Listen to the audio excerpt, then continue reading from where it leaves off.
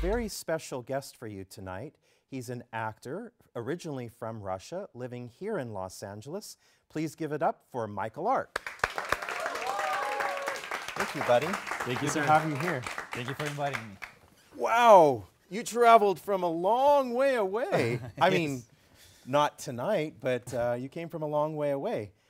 And well, I'm not going to lie to you. I kind of have been, well, I've been stalking your Facebook profile, and yeah, I noticed a couple of interesting pictures here. You were on the set of Newsroom. Yes. And what's this? I see you play a video game character called Arvo on The Walking Dead. The Walking Dead game. Yeah, I was on the Newsroom starting Jeff Daniels. Right. And I've been recurring on the Walking Dead game, and hopefully they're going to call me for the season 3. You're doing very well. Tell us sir. a little bit about how you came to Los Angeles and became an actor. Sure. I guess everything started when I was 17 and my father brought me to LA. He wished me luck, shook my hand, and went back to Russia. Left you with a bottle of vodka and away he went. Yeah, 17, that's a good age to drink. So yeah, and I thought, why not go into acting since I'm a mature person now? Awesome. Well, I mean, you're doing really well. But our show is about Russia. So tell us a little bit about something that we don't know about Russia.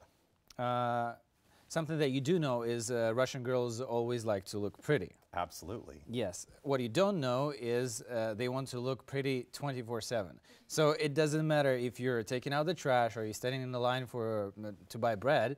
They spend a couple of hours just putting makeup and putting everything perfect, high heels, just for something small like taking the trash out. Taking out the trash. Yeah.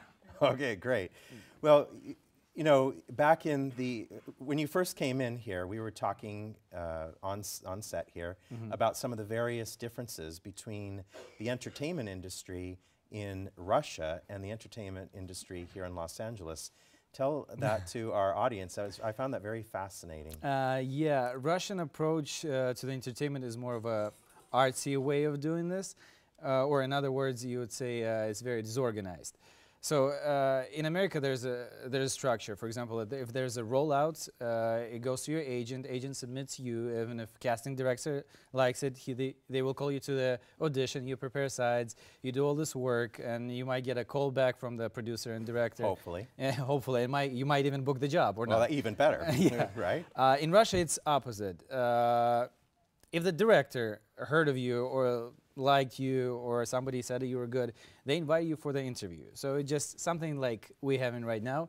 And if you're smart enough and pretty enough, you get the role. So one could say theoretically, someone could be get their makeup on, take out their trash one day, and be a Russian movie star maybe 3 months later. Yes, that's absolutely possible. Good. Well, you know, you lived in Russia quite a long time ago, and what do you remember about the differences between living in Russia and living in Los Angeles? I think probably the mentality is the biggest difference. In the United States, we always smile, and it looks like we're having the best day 24/7. Unless we're on the freeway, right?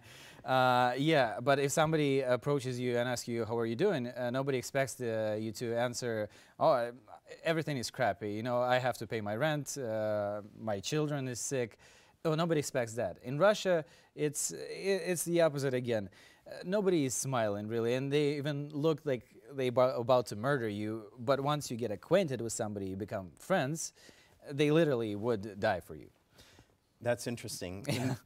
Thank you so much for coming in here. You're going to be sticking around with us for a food segment. And we're about to do our next segment, which is Russian trivia. Will you stick around with us? Sure.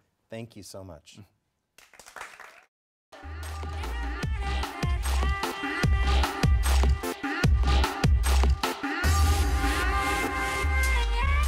Welcome back to LA Late, our special edition for Around the World. I'm back here with our special in-studio guest, Michael Ark, where we are going to prepare some traditional Russian food. Michael, welcome back. What are we preparing here?